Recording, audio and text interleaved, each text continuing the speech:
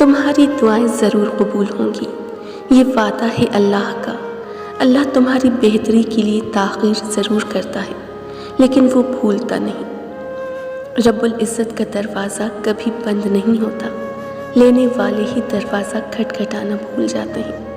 اس کائنات میں صرف اللہ کی رحمت کی دکان ہی ایسی ہے جہاں خریداری کے لیے اگر جیب میں کوئی نیکی نہیں تو آپ ہاتھوں پہ چند آنسو رکھ کے جو چاہیں لے لیں۔ بے شک اللہ بڑا مہربان ہے۔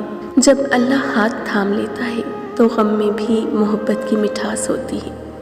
جس نے سکھ میں شکر ادا کیا اس نے دکھ میں رب کو اپنے بہت قریب پایا۔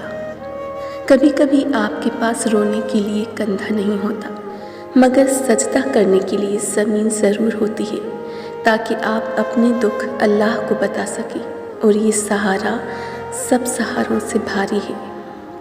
دنیا والے چہرے اور مال دیکھتے ہیں، عرش والا دل اور اعمال دیکھتا ہے۔ تمہارا رب ہر شے پر قادر ہے، علم و حکمت والا ہے۔ وہ سب جانتا ہے تمہارے دل میں چھپے ہوئے درد کو، بے آواز سسکیوں کو، نیند سے خالی بے سکون راتوں کو، خاموش دعاؤں کو، دل میں دبی حسرتوں کو۔ وہ ضرور جواب دے گا تمہاری دعاؤں کا۔ بس مانگتے رہو صبر کے ساتھ، کامل یقین کے ساتھ۔ پورا یقین رکھو اپنے اللہ کی رحمت اور اپنی دعاؤں پہ۔